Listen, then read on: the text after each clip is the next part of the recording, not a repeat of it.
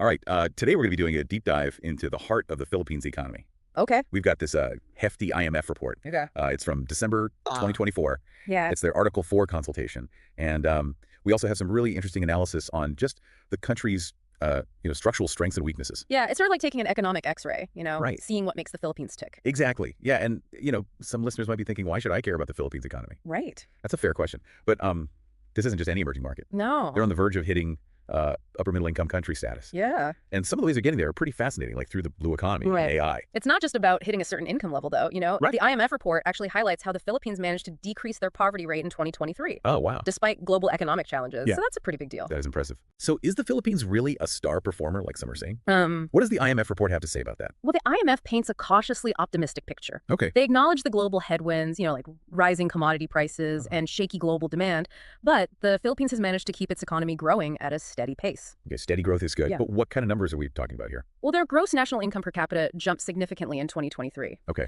which puts them on track for that upper middle income status. Yeah. This growth, coupled with their poverty reduction, really points to solid economic performance. Okay, so that's the growth side of things. But what about inflation? Sure. I know that was a concern back in 2022. Yeah, you're right. Inflation was volatile in 2022. Yeah. But the Philippines managed to bring it back within their target band in 2024. Wow, how did they manage that? Well, Did they just raise interest rates like everyone else? their central bank, the Banco Central ng Pilipinas, Yeah. or BSP. Okay. Took a multifaceted approach. Okay. They did adjust interest rates, Yeah. but also manage reserves carefully. Uh-huh. It seems they had to make some tough decisions to keep inflation in check. Like, what did they have to cut spending or something? The report specifically mentions that they delayed planned taxes on certain consumer goods. Mm-hmm. This was likely to avoid adding fuel to the inflation fire, Yeah. even though it might have meant slightly lower government revenue in the short term. Yeah. It shows they were really prioritizing keeping prices stable. That's interesting. Yeah. So with inflation under control Yeah. and steady growth, where does that leave the Philippines in terms of future economic prospects? Well, the IMF predicts modest growth for 2024, 2025. Okay. It's not going to be a boom, Right. but they're forecasting steady, sustainable growth. Okay, steady and sustainable. Yeah. What are the key factors behind this continued growth? Are they doing anything specific, or is it just the global economy lifting all boats? It's a combination of factors. Okay. But the report points to their easing monetary policy as a key driver. Okay. Lower interest rates tend to stimulate economic activity. Yeah. They're also expecting a boost from the upcoming midterm elections. Yes. Election's always good for a bit of economic stimulus. Historically, that's been the case in the Philippines. Yeah. Consumer spending often sees an uptick around elections. Okay, so it sounds like they're in a pretty good position overall. Yeah. But are there any potential risks that could derail their progress? Yeah. Aside from the obvious global risks, of course. Well, the IMF does highlight a few concerns specific to the Philippines. Okay. Um, Beyond the usual suspects like commodity prices fluctuating Yeah. or the risk of natural disasters, Right. is there anything that stands out as a potential threat to their economic stability? Well, the report emphasizes a concern that recent reforms might not deliver as expected. Yeah. They don't go into specifics, Hmm. but it's a reminder that passing laws is one thing, Right. but implementing them effectively is another. That's a great point. Sometimes the human element can throw a wrench in even the best laid economic plans. Yeah, definitely. Speaking of which, what's the human element saying about government finances? Well, the government has been working on consolidating its finances, Okay, aiming to get spending in line with revenue. so tightening their belts a bit. Exactly. Okay. The IMF report highlights their revised fiscal targets, Okay. which are designed to reduce the deficit over the medium term. Uh-huh. But what's particularly intriguing is the mention of military and uniformed personnel pensions being a significant expenditure for the government. Really, pensions are that big of a deal? According to the report, yes. Wow. Reforming that pension system could potentially free up substantial funds Okay. for other priorities like education or infrastructure. Right. But of course, tackling such a politically sensitive issue is never easy. That's for sure. Okay, let's shift focus a bit and look at the longer-term picture. The IMF report stresses that the Philippines needs to tackle some deep-rooted structural issues to truly reach its full potential, right? Yeah, absolutely. Short-term fixes are one thing, Yeah, but they need to build a sustainable foundation for long-term growth. right. The report highlights several key areas for improvement. Yes. So where should they focus their efforts? Well, What are the biggest structural roadblocks holding them back? infrastructure investment is crucial, Okay. particularly in areas like electrical grids and renewable energy. Makes sense. And then there's the ongoing need to improve governance and reduce corruption, Right. which are critical for a healthy business environment. Absolutely. Anything else? They also point to the need to address inefficiencies in the agricultural sector, Okay. which is a significant part of their economy. Yeah. And here's a detail I found particularly important. Hmm. The IMF report emphasizes the need to close the gap in education outcomes, Oh, yeah. especially for lower income households. That makes a lot of sense. Yep. Investing in education is key for any country that wants to move up the economic ladder. They argue that investing in human capital is absolutely essential for sustained growth and development. I completely agree. Education empowers individuals and strengthens the entire nation. Yeah, It's great to see the IMF placing such emphasis on that. it is. Now remember, that blue economy we mentioned earlier. Yeah.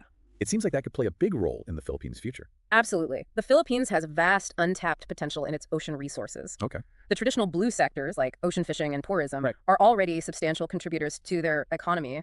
But the IMF report hints at even bigger possibilities. Like what? Give me some specifics. Yeah. What kind of untapped potential are we talking about? Well, they highlight marine technology and renewable energy Okay. as emerging sectors with huge potential. Wow. Imagine harnessing the power of waves and tides to generate clean energy, Yeah. or developing new medical treatments for marine organisms. Wow, that's some seriously cutting-edge stuff. It is. But realistically, how do they go from fishing and tourism to bioengineered wonder drugs? Right. What kind of bridge needs to be built? It's a long-term vision, Okay. not a quick fix. Uh-huh. It requires investment in research and development Right. and building up their scientific and technological capacity. Okay. But the Philippines has a lot of natural advantages in this area. So they've got the raw materials, so to speak. Exactly. They have a prime geographic location, incredible biodiversity, Mhm. and a growing economy. Okay. And let's not forget the power of human ingenuity. Right. The Philippines has a talented workforce. Yeah. With the right support, they could become a leader in these emerging fields. Okay, so let's fast forward a bit. Okay. Say they managed to nail the blue economy Yeah. and ride the wave of innovation in areas like AI. Right. Does that mean smooth sailing ahead? Well, not necessarily. Oh. There's one major factor that could throw them off course. And it's something we all have to contend with. Climate change. You got it. Yeah. The Philippines is incredibly vulnerable to the impacts of climate change. Right. From rising sea levels to more intense typhoons. Which is kind of ironic considering their ambitions for the blue economy, isn't it? It is a double-edged sword. Yeah. The ocean holds immense promise, Uh-huh. but it's also increasingly threatened by climate change. Yeah. And coastal communities, Right. which are so vital to the Philippines' economy, Right. are on the front lines of those impacts. So what can they do? Is it a hopeless situation? Not at all. Okay. But it does mean that their economic strategy needs to go hand in hand with a robust climate adaptation plan. Okay, what would that look like in practical terms? Mm. What specific steps would they need to take? Well, for starters, they need to invest in resilient infrastructure. Okay. Things like seawalls, Uh-huh. early warning systems, Yeah. and stronger buildings that can withstand extreme weather events. That makes sense. Anything else? They also need to support vulnerable communities Okay. by providing job training financial assistance Uh-huh. and relocation options for those in high-risk areas. It sounds like a massive undertaking. Yeah. Do they have the resources to pull it off? That's the billion peso question. Right. The IMF report strongly suggests that the Philippines needs a sustainable plan to increase tax revenue and implement expenditure reforms. Uh-huh. They even suggest exploring carbon taxation as a potential way to generate funds and incentivize climate action. Carbon taxation, that's a bit of a hot button issue, isn't it? It can be, Yeah. but it's gaining traction as a necessary tool to address climate change. Okay. And the IMF suggests that a portion of the revenue could be used to offset the impact on lower income households, Right. making it more equitable. Okay, so we've covered a lot of ground here, We have. from macroeconomic trends to structural reforms, Yeah. the blue economy, AI, and climate change. It seems like all these pieces are interconnected, right? Absolutely. The economic choices the Philippines makes today will have a ripple effect for years to come. So true. So what does all this mean for you, the listener? Why should you care about the Philippines' economic journey? Well, on a human level, it's a reminder that economic forces shape people's lives in very real ways. Yeah. The choices made by governments, businesses, and individuals all have consequences. And on a more practical level, Sure. especially for our listeners who are interested in economics and global trends. Well, the Philippines offers a fascinating case study. Okay. They represent the challenges and opportunities facing many emerging markets in the 21st century. You know, they're dealing with globalization, rapid technological change, climate change, Right. and the urgent need for sustainable development. So in a way, their story is our story. I think there are a lot of parallels. We're Yeah. all part of this interconnected global economy, Right. and we're all facing similar challenges. The Philippines' successes and failures can teach us a lot about how to navigate these turbulent times. All right, we've unpacked some key economic insights from these reports. Yes, we have. But as we wrap up this part of our deep dive, I want to leave you with a thought-provoking question. Okay. The IMF report touches on the potential of the blue economy Yeah. and the need for climate adaptation. Right. But there's one crucial element missing from their analysis. Ooh. I like where this is going. Uh-huh. What did they miss? The role of indigenous knowledge. Oh. The Philippines has a long and rich history of traditional practices for managing ocean resources Right. and adapting to environmental changes. You're absolutely right. Yeah. It's a major oversight. Yeah. Integrating that indigenous knowledge with modern science and policy could be a game changer for unlocking the potential of the blue economy sustainably. That's exactly it. Yeah. So dear listener, consider this your homework assignment. Go explore the intersection of indigenous knowledge, economic development, and climate resilience in the Philippines. Yeah. You might be surprised by what you discover. It's a deep dive waiting to happen. Exactly. And who knows, you might even uncover some brilliant solutions that the IMF missed. Now we'll take a quick break, but don't go anywhere. When we come back, we'll continue our deep dive into the Philippines' economic landscape. We'll delve deeper into those intriguing possibilities of the blue economy, the potential impact of AI, and of course, the ever-present challenge of climate change. You know, the Philippines really stands at a crossroads. Okay. They've navigated some tough economic storms, Right. but they have a lot of positive momentum right now. Okay. It's this fascinating mix of potential and risk. So like a high-wire act with amazing views. Yeah. But a long way to fall if things go wrong. That's a great way to put it. Okay. The IMF seems to think their current macroeconomic policies are on track for a soft landing in the near term. Okay. Inflation is under control and growth, while modest is expected to continue. But the real challenge lies in those structural reforms we talked about. Exactly. Those are the keys to unlocking long-term sustainable growth Right. and addressing persistent issues like poverty and inequality, Yeah. infrastructure investment, Uh-huh. good governance, Right. closing the education gap. Yeah. These aren't quick fixes. They require sustained effort and political will. And what about that intriguing point about reforming the military pension system? Oh, yeah. Could that free up enough resources to make a real difference in those other areas? It's certainly a possibility. Okay. The report highlights the potential for significant savings if they can reform that system. Right. But as we discussed, it's also a potential political minefield. Yes. It'll be interesting to see how that unfolds. Speaking of interesting, let's dive back into the blue economy for a moment. Okay. I'm still fascinated by the idea of the Philippines having all this untapped potential in its ocean resources. It's a truly vast opportunity for them. Yeah. You know, as we mentioned, the traditional blue sectors, ocean fishing and tourism, Right. are already significant contributors to their economy. But the IMF report hints at even more transformative possibilities. Can you give me some concrete examples? Sure. What kind of transformative possibilities are we talking about? Well, they talk about marine technology and renewable energy as emerging sectors with immense potential. Okay. Imagine harnessing the power of waves and tides to generate clean, sustainable energy for the nation. Wow. Or developing new life-saving medical treatments derived from marine organisms. That sounds incredible. It does. But realistically, how do they go from fishing and tourism to bioengineered wonder drugs? Right. What kind of bridge needs to be built? It's a journey, not a sprint. Okay. It requires strategic investment, Yeah. robust research and development, Yeah. and a concerted effort to build their scientific and technological capacity in these areas. So they have the potential, Yeah. but they need to build the infrastructure and expertise to capitalize on it. Precisely. Oh, But remember, they're starting with some significant advantages. Yeah. They have abundant natural resources, Right. a prime geographic location, and a growing economy. So in a way, they already have the raw ingredients. Exactly. Yeah, okay. And let's not underestimate the power of human ingenuity. Right. The Philippines has a talented workforce that's eager to learn and innovate. With the right support and investment, they could become a global leader in these emerging fields. Okay, so let's imagine they successfully develop their blue economy Okay. and ride the wave of technological innovation in areas like AI. Right. Does that guarantee smooth sailing for their economy? Not necessarily. There's one major factor that could disrupt their progress. Okay. And it's something we all face on a global scale: climate change. I was just thinking that it seems almost paradoxical. Yeah. Their hopes for a thriving blue economy are intertwined with the health of the ocean, Right. which is directly threatened by climate change. It's a complex and challenging situation. The Philippines is exceptionally vulnerable to the impacts of climate change. We're Yeah. talking about rising sea levels, more frequent and intense typhoons, and changes in weather patterns that could disrupt agriculture and fishing. And those coastal communities that rely on the ocean for their livelihoods are the most vulnerable. Right? Absolutely. Yeah. Their way of life, their very existence is intertwined with the health of the ocean. Right. And climate change poses a direct threat to their homes, their communities, Yeah. and their ability to make a living. So how do they reconcile their economic ambitions with the reality of climate change? Right. Is sustainable development even possible in the face of these challenges? It's definitely not an easy task, Okay. but I believe sustainable development is possible. Okay.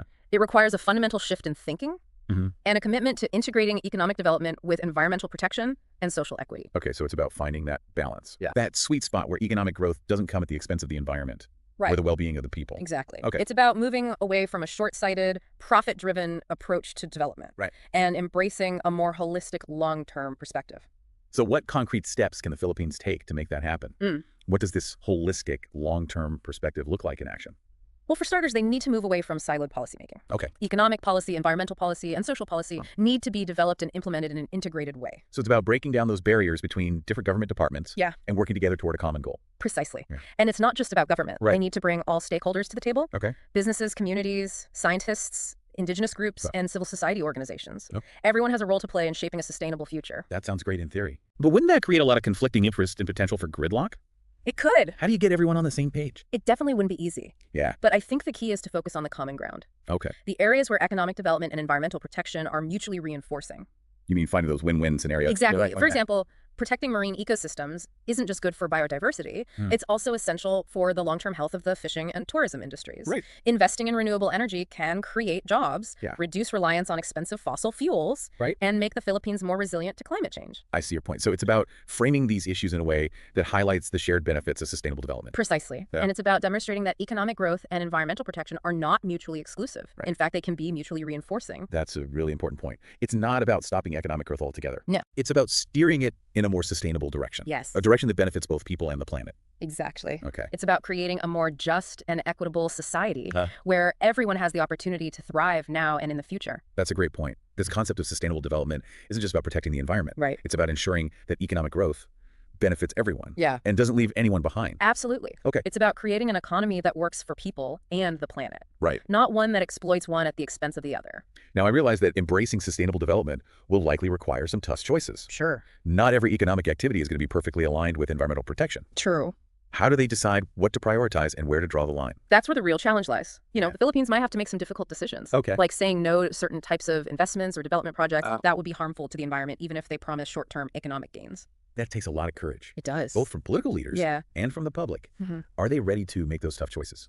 I believe the people of the Philippines understand what's at stake. Okay. You know, they've seen the devastating impacts of climate change firsthand, Right. and I think they're ready to embrace a more sustainable path, Uh-huh. even if it means making some sacrifices along the way. That's an inspiring thought. So we've covered a lot of ground in this deep dive. We have. From the Philippines' macroeconomic outlook to the potential and perils of the blue economy, Yeah. the rise of AI, and the ever-present challenge of climate change. Right. And it seems like the choices they make in the coming years will have a profound impact on their future. It's truly a pivotal moment for the Philippines. Yeah. They have the potential to become a model for sustainable development in the 21st century, Uh-huh. but it will require bold leadership, Right. innovative thinking, and a willingness to embrace change. Well said. Now, before we wrap up this part of our deep dive, I Fine, want to sure. circle back to something you mentioned earlier. Sure. The idea of bringing all stakeholders to the table Right. to develop a shared vision for a sustainable future. It's a crucial piece of the puzzle. Okay. Creating a truly sustainable and equitable economy requires collaboration and inclusivity. Absolutely. And I think it's particularly important to include the voices of those who are most directly affected by climate change and economic development. Yeah. The communities who live and work along the coastlines. I couldn't agree more. Yeah? You know, they have a deep understanding of the challenges and opportunities, Right. and their knowledge and experience are invaluable. Their voices are often marginalized or overlooked in these discussions. That's true. Yeah. It's essential to ensure that their perspectives are heard and that they have a genuine say in shaping the future of their communities and their country.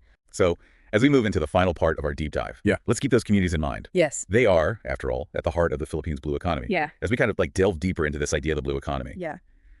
it's striking how the Philippines' economic future is so deeply intertwined with the health of their ocean. Right. It's a powerful reminder that economic isn't just about numbers and graphs, you know, it's about people's lives, Yeah. their livelihoods, and the natural resources that sustain them. And in the case of the Philippines, those natural resources are facing some serious threats from climate change. Absolutely. You know, we've talked about rising sea levels, Right. more intense typhoons, and changes in ocean currents and temperatures. These are all having a real impact on coastal communities and the ecosystems they depend on. It seems like a classic dilemma, Yeah. the need for economic growth versus the need to protect the environment. Right. How can the Philippines possibly balance those competing priorities? It's a question many countries are grappling with, but it's particularly acute for island nations like the Philippines. Right. You know, they need to find ways to develop their economy without undermining the very ecosystems that support their long-term prosperity. So what does that look like in practice? How do they move beyond this idea of growth versus conservation and find a more sustainable path? I think it starts with recognizing that a healthy environment is the foundation for a healthy economy. Okay. Investing in conservation and restoration efforts isn't just good for the planet. Right. It's also good for business. Can you give me some specific examples? Sure. How does protecting the environment translate into economic benefits? I'll take the fishing industry, for instance. Yeah. If they overfish and damage coral reefs, they're essentially depleting their own resources and jeopardizing the long-term viability of the industry. Yeah. But if they invest in sustainable fishing practices and protect those marine ecosystems, they can ensure a steady supply of fish for generations to come. That makes sense. And it's not just about fishing, right? Yeah. What about other sectors of the blue economy? Well, tourism is another great example. Okay. Pristine beaches, Uh-huh. vibrant coral reefs, Yeah. and diverse marine life are huge draws for tourists. Right. But if those natural assets are degraded by pollution or unsustainable development, Right. the tourism industry suffers. So it's about recognizing that the environment itself is an economic asset. Exactly. Okay. And it's about understanding that protecting those assets is essential for long-term economic growth. Right. It's not a zero-sum game. It's about finding ways to create a win-win for both the economy and the environment. I like the way you frame that. Yeah. So what specific actions can the Philippines take to make this happen? How do they transition from a model of extractive growth to a more sustainable approach? Well, one key area is strengthening their environmental regulations and enforcement mechanisms. Okay. You know, they need to crack down on illegal fishing and pollution and ensure that development projects adhere to strict environmental standards. That sounds like a big task. It is. It requires a lot of political will and resources, right? Absolutely. Yeah. But it's an essential investment in their future. Okay. You know, they also need to invest in research and development to better understand their marine ecosystems Right. and identify sustainable ways to utilize those resources. So it's not just about saying no to things. No. It's also about investing in innovation and finding new solutions. Exactly. Okay. The blue economy isn't just about protecting the status quo. It's about exploring new opportunities Right. and creating a more diversified and resilient economy. Earlier, we talked about the potential of marine biotechnology and renewable energy. Yeah. Those seem like areas where the Philippines could really excel. They definitely have the potential to become leaders in those fields. Yeah. Imagine harnessing the power of ocean currents and waves to generate clean energy, Right. or developing new medicines and materials from marine organisms. Those are just a couple of examples of the possibilities. It sounds incredible, but also a bit daunting. It can be. Where do they even begin? Well, it starts with education and training. Okay. You know, they need to equip their workforce with the skills and knowledge to succeed in these emerging fields. Right. They also need to create a supportive policy environment Ah. that encourages innovation and investment in the blue economy. So it's a multifaceted approach that involves government businesses, research institutions, Yeah. and communities all working together. Exactly. Okay. And it's not just about creating jobs and generating revenue. Right. It's about doing so in a way that protects the environment and benefits local communities. And that brings us back to those coastal communities we talked about earlier. Yes. How can the Philippines ensure that they are included in this transition to a blue economy Right. and that they benefit from it? That's a crucial question. Yeah. You know, they need to be at the forefront of these efforts. Their traditional knowledge and experience are invaluable, and they should have a say in how these resources are managed. What would that look like in practice? Yeah. How can they give those communities a voice at the table? Well, it's about engaging with them directly, Okay. listening to their concerns, Yeah. and involving them in the decision-making process. Yes. It's about supporting their livelihoods Right. and helping them adapt to the changing environment. So it's about more than just economic development. Yeah. It's about social justice and empowering those who are most vulnerable. Absolutely. A truly sustainable blue economy is one that benefits everyone, not just a select few. Well said. I think that's a powerful message to end on. Yeah. We've covered a lot of ground in this deep dive into the Philippines' economic outlook. We have. And it's clear that they are at a crossroads. We are. They face significant challenges, Yeah. but they also have tremendous potential. It's an exciting time for the Philippines. It is. The choices they make in the coming years will determine their economic and environmental trajectory for decades to come. And as we've discussed, those choices are not just about economic indicators and policy decisions. Right. They're about people, communities, Yeah. and the delicate balance between human ambition and the health of our planet. It's a reminder that economics is ultimately about human well-being. Yes. And that we need to find ways to create an economy that works for everyone, both now and in the future. So as we wrap up this deep dive, Yeah. we encourage you to keep exploring, keep questioning, and keep learning. Absolutely. The Philippine story is just one example of the complex challenges and opportunities we face in a rapidly changing world. And remember, the quest for a more sustainable and equitable future is a journey we're all on together.